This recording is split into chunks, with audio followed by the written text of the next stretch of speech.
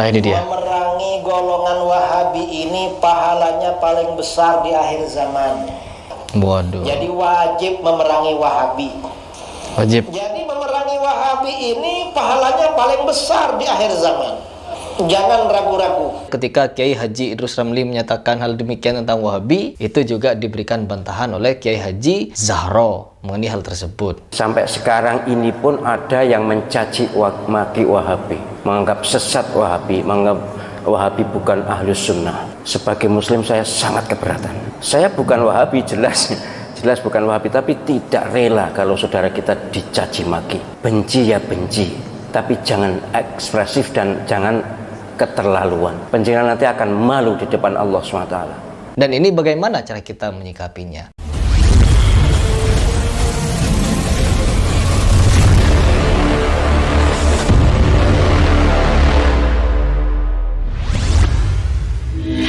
Bismillahirrahmanirrahim. Teman-teman, saya mendapatkan suatu berita atau di-share satu video oleh para subscriber saya atau follower saya dari Instagram, di mana ada pernyataan dari Kiai Haji Idrus Ramli, di mana di salah satu ceramahnya beliau memberikan pernyataan untuk memerangi orang-orang Salafi Wahabi, atau katanya mendapatkan pahala yang luar biasa apabila kita memerangi kelompok-kelompok Salafi Wahabi ini.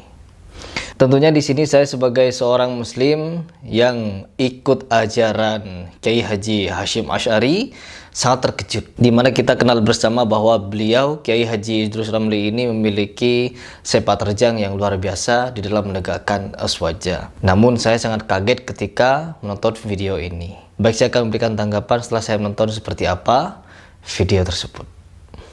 Nah ini dia. Memerangi golongan Wahabi ini pahalanya paling besar di akhir zaman.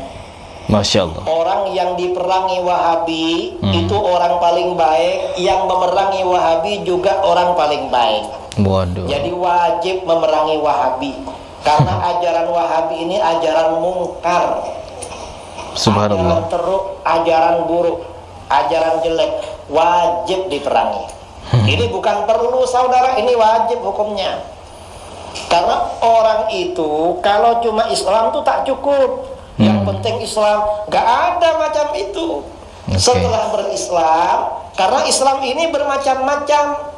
Ada Islam yang baik, ada Islam yang tak baik. Artinya jahat. Kita ini wajib mengikuti Islam yang baik, dan tak bagi. Kita ini tak boleh mengikuti Islam yang tak baik. Wahabi itu Islam yang tak baik. Kita wajib mengikuti Islam Ahlus Sunnah wal Jamaah. Iya. Wajib. Jadi memerangi Wahabi ini pahalanya paling besar di akhir zaman. Iya. Karena mereka ini ajaran Memerangi. penipu.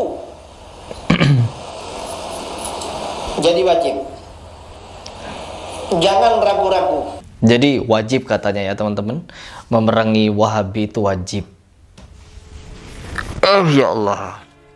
Saya dari dulu itu di dalam memilih panutan atau mendengarkan suatu ceramah dari seorang ustadz adalah mengambil sisi kebaikannya. Saya juga mendengarkan beberapa ceramah atau pengajian dari Kiai Haji Idrus Ramli. Saya juga sering mendengarkan tausiah beliau. Tapi perihal pembahasan Wahabi, saya maklumi. Ya mungkin karena saya seorang Muslim yang biasa-biasa saja, yang tidak terlalu ketat masalah perbedaan golongan. Namun saya sebagai seorang Muslim yang baik tentunya akan memanusiakan manusia. Meskipun itu golongan Wahabi, Muhammadiyah, Nahdlatul Ulama, dan lain sebagainya, saya memandang mereka sebagai manusia. Jadi saya harus berlaku baik ya. Berlaku baik dengan cara apa? Mendengar apa yang dia ucapkan, apabila ada yang benar ya kita ikuti. Karena apa? Mereka adalah orang ahli ilmu. Beda lagi apabila orang yang berbicara adalah preman atau orang-orang yang bodoh di dalam segi akidah atau di segi fikih. Maka kita tidak boleh mengambil rujukan. Jangan mengambil apapun yang keluar dari mulut orang yang tidak berilmu. Karena bisa jadi apa yang disampaikannya hanya melalui akal dan juga melalui hawa nafsunya. Karena apa? Landasan manusia itu berbicara haruslah Al-Quran dan Al-Hadis. Di mana-mana ketika saya menonton video ceramahnya Ustadz Khalid Basalamah, Ustadz Syafiq Riza Basalamah, saya mendengarnya adem sekali, menyenangkan, mengajak kebaikan, mengajak ketakwaan, mengajak mengenal Allah, mengenal risalah Rasulullah dan para sahabat. Masya Allah, saya banyak sekali mendengar ceramah-ceramah dari Ustadz-Ustadz Salafi Wahabi. Bahkan di Arab Saudi adalah negara yang mayoritas Wahabi, Salafi. Masya Allah. Jadi kita sebagai seorang muslim tidak boleh sebenarnya menggolong-golongkan, apalagi menganggap sesama muslim yang beriman kepada Allah dan juga Rasulullah dan tidak ada Tuhan selain Allah. Mereka masih satu iman meskipun tidak satu pendapat. Apa pendapat itu? Yaitu mengenai misalkan seperti tahlilan, ya, seperti kunut, seperti maulid Nabi, ya. Memang hal-hal ini juga sudah menjadi perbedaan antara Muhammadiyah dan NU, di mana Muhammadiyah tidak merayakan hal-hal seperti ini dan hanya dilakukan oleh orang-orang NU. Nah, kita sebagai seorang muslim tentunya juga tahu bahwa orang-orang Salafi Wahabi ingin menyampaikan kepada kita semua bahwa Rasulullah, para sahabat, tabi'in, sampai para imam-imam mazhab juga tidak melaksanakan atau melakukan hal-hal seperti ya tahlilan atau seperti maulid Nabi dan lain sebagainya. Tidak. Mereka hanya mengajak kita untuk tidak mengerjakan apa yang tidak dikerjakan oleh Rasulullah. Itu sebenarnya baik. Ya mungkin cuma penyampaiannya yang kurang berkenan. Karena apa? Maulid Nabi, tahlilan atau dan lain sebagainya itu ada sejarahnya. Dan di dalam NU itu tidak dikategorikan sebagai ibadah. Hanya di mana kita melakukan zikiran-zikiran, membaca Al-Quran, membaca sholawat, tausiyah, dan lain sebagainya ketika merayakan hal-hal tersebut. Kalau kita menganggapnya sebagai ibadah itu tidak. Dan mungkin cara dakwahnya orang-orang Salafi ini belum tentu masuk ke dalam orang-orang NU. Karena apa? Terlalu to the point, mengatakan itu bid'ah, mengatakan itu sesat, dan lain sebagainya. Mungkin. Dan ini juga bukan diperangi sebenarnya. Ya, bukan diperangi. Tetapi wajib di dalam saling menasihati dalam kebenaran dan kesabaran. Untuk tidak melaksanakan tahlilan, ya ada caranya untuk menyampaikan dengan cara yang benar dan juga sabar. Dan untuk membantahnya juga dengan cara yang benar dan sabar. Tanpa harus perang, tanpa harus saling mencaci maki atau menghujat. Tentunya saya sangat menyayangkan tindakan atau pernyataan dari Kiai Haji Idrus Ramli ini. Karena apa? Ini bisa menjadi polemik lagi ke depannya untuk tidak menerima saudara-saudara kita yang berpaham seperti orang-orang Salafi ini. Saya juga banyak murid-murid yang berpaham Salafi. Saya juga banyak murid-murid yang berpaham Muhammadiyah, ikut Muhammadiyah tapi pemahamannya NU, ada yang NU tapi cinta Muhammadiyah, dan begitu seterusnya. Kita tidak pernah mempermasalahkan hal demikian. Karena apa? Kita itu sama-sama muslim dan memiliki landasan yang sama-sama kuat. Dimana ketika kita memiliki landasan, orang Salafi berbicara hal demikian juga memiliki landasan. Dan mereka tidak melaksanakan juga tidak masalah. Dan tentulah kita sebagai seorang muslim yang baik harus menjadi penengah yang juga baik untuk melerai pertikaian antara ulama-ulama kita di sana. Baik, sebelum saya lanjutkan, teman-teman coba simak pernyataan dari Kiai Haji Ahmad Zahro. Pertama yang harus diketahui, Wahabi itu ada dua macam.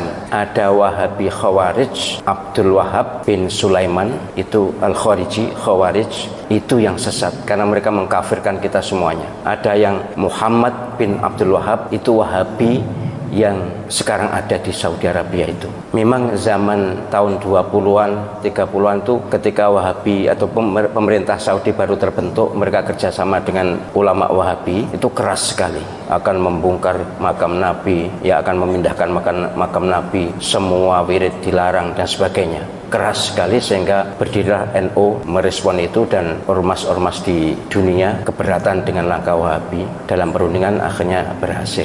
Tapi kemudian dilanjutkan oleh generasi yang kurang mengenal Wahabi. Sampai sekarang ini pun ada yang mencaci maki Wahabi, menganggap sesat Wahabi, menganggap Wahabi bukan Ahlus Sunnah. Sebagai Muslim saya sangat keberatan. Saya bukan Wahabi, jelas bukan Wahabi, tapi tidak rela kalau saudara kita dicaci maki. Saudara kita Wahabi yang ada di Saudi Arabia dan sekitarnya itu adalah Wahabi yang Ahlus Sunnah. Kalau tidak sama dengan kita, tidak usah jauh-jauh. Bukan Wahabi, NU dengan Muhammadiyah pun banyak perbedaan. Tapi kan tidak boleh mencerca, tidak boleh mencela. Wahabi iblis, Wahabi sesat. Panjenengan pernah haji atau tidak? Pernah umroh atau tidak? Mustahil Allah Subhanahu wa taala rela Masjidil Haram dan Masjid Nabawi diimami oleh iblis. Imam Masjidil Haram, Imam Masjid Nabawi, salah satu guru Al-Quran saya adalah dari Masjid Nabawi. Itu adalah orang-orang soleh, orang-orang baik. Wahabi mereka, pasti Wahabi mazhab akidahnya, tapi mazhab fikihnya Hambali. Jadi kalau mengatakan sesat, bahkan ada yang Wahabi itu ciptaan Yahudi. Benci ya benci, tapi jangan ekspresif dan jangan keterlaluan. Penjenengan nanti akan malu di depan Allah SWT. Mustahil, sekali lagi, Masjidil Haram diimami oleh orang yang sesat. Mustahil Allah SWT ridho Masjid Nabawi, imam masjidnya adalah orang-orang sesat. Saya tuh bahkan, karena saya akrab juga dengan Syekh Abdul Rahman As-Sudais, Syekh Surem, akrab saya dengan mereka tuh bahkan dalam persepsi saya orang yang paling awal masuk surga di antara orang yang hidup sekarang ini. Bersih lahir batin. Bahwa amaliyahnya kita tidak setuju, ya banyak. Kalau tidak setuju banyak. Mereka tidak wirid bersama-sama sudah sholat itu juga, ya mereka pahamnya seperti itu. Sholat subuh tidak kunut ya seperti itu. Lalu kenapa? Ini memang sangat diprovokasikan ini. Kayaknya dikompori oleh Syiah. Syiah memang musuh bebuyutan Wahabi. Baik, teman-teman, itu adalah pernyataan dari Kiai Haji Zahro, di mana beliau juga memberikan pandangan atau pendapat sebenarnya bagaimana cara kita bersikap terhadap saudara-saudara kita yang memiliki pandangan yang berbeda seperti Salafi Wahabi. Tentunya kita sebagai seorang muslim, kita harus pandai memilah dan memilih, yaitu bagaimana cara kita bersikap ketika kita mendengarkan suatu pernyataan yang dibuat oleh Kiai Haji Idrus Ramli, mungkin dari Kiai Haji Zahro, atau Ustadz Khalid Basalamah, Ustadz Riza Basalamah, Ustadz Abdul Somad, dan lain sebagainya, ketika apa yang mereka sampaikan kurang sejalan dengan Quran dan hadis. Contohnya ketika Kiai Haji Idrus Ramli menyatakan hal demikian tentang Wahabi, itu juga diberikan bantahan oleh Kiai Haji Zahro mengenai hal tersebut. Dan ini bagaimana cara kita menyikapinya? Apakah kita harus mengambil jalan tengah dan tidak menanggapi apa yang menjadi pernyataan mereka berdua? Tentunya kita sebagai seorang muslim yang baik harus pandai. Pandai bagaimana? Pandai menempatkan diri. Tidak semua mungkin ketika pertama kali mereka, orang-orang Salafi, menyampaikan dakwahnya ya dengan cara menyesat-nyesatkan atau menyalah-nyalahkan, itu kurang benar. Namun itu juga tidak dapat disalahkan karena mereka berbicara dengan sesuai apa yang ada di dalil. Dan ini karena mungkin saudara-saudara kita dari Salafi masih baru, ya kita harus memberikan perkenalan. Dan alhamdulillah, contohnya seperti Ustadz Khalid Basalamah, ketika dia mulai berbaur dengan orang-orang NU, berbaur dengan Jamaah Tabligh dan lain sebagainya, alhamdulillah mereka sudah memiliki pemahaman untuk tidak saling menyalahkan lagi. Karena memang ada istilah tak kenal maka tak sayang. Kemarin juga saya dibuat terharu ketika menonton suatu video, yaitu Ustadz Khalid bergandengan tangan, saling merangkul dengan orang-orang Jamaah Tabligh. Masya Allah, seperti ini. Ulama-ulama atau ustadz-ustadz yang mungkin sebelumnya ada perbedaan pendapat, mereka bisa saling merangkul. Begitulah seharusnya. Dan inilah yang harus dilakukan, ya. Bukan kita sesama muslim mendebat. Sesama muslim seharusnya bukan mendebat, melainkan mengembalikan apa yang sebenarnya terjadi atau apa yang menjadi hukum untuk kita lihat bersama melalui Al-Quran dan Al-Hadis. Kita kembali kepada Al-Quran dan Al-Hadis. Karena memang itu yang Rasulullah anjurkan ketika ada permasalahan. Kita memang wajib memilih panutan terbaik. Apa terbaik? Yaitu orang-orang yang berpegang teguh kepada Ahlussunnah wal Jamaah. Apakah orang Wahabi ini tidak berpegang teguh pada Ahlussunnah wal Jamaah? Tentunya mereka juga berpegang, dan mereka ini berusaha untuk mendakwahkan ajaran-ajaran yang hak. Apa yang hak? Yaitu ajaran-ajaran yang ada hanya di dalam Al-Quran dan Al-Hadis. Yang di luar itu mereka tidak mengikuti atau tidak membenarkan. Nah, ini juga benar, ya, karena mereka mau beribadah sesuai dengan bagaimana Rasulullah beribadah. Dan mereka tidak mau beribadah apa yang tidak Rasulullah atau para sahabat atau para imam mazhab tidak melakukannya. Ini juga benar. Ya, kita harus mengalami perubahan. Perubahan apa itu? Yaitu perubahan di dalam menyikapi suatu perbedaan. Kita harus dewasa. Ya, bukan berarti di sini saya ingin menasihati para kiai atau para ustadz. No. Tetapi saya sebagai sesama muslim, tentunya yang pertama yang saya nasihati adalah diri saya. Dan yang kedua adalah orang-orang terdekat saya, dan baru berikutnya orang-orang yang kenal saya meskipun dari jauh, seperti kalian di media sosial. Yuk kita serukan kepada tokoh-tokoh kita untuk bersatu padu. Hindari pertikaian, hindari permusuhan. Marilah kita saling merangkul, jangan saling menjatuhkan. Ada perbedaan, kembalilah kepada Al-Quran dan Al-Hadis, dan berjabat tangan akan menggugurkan dosa, mendatangkan rahmat Allah Subhanahu wa taala. Kenapa? Kita masih bernaung kepada kalimat syahadat yang sama. Asyhadu an la ilaha illallah wa asyhadu anna Muhammadar Rasulullah.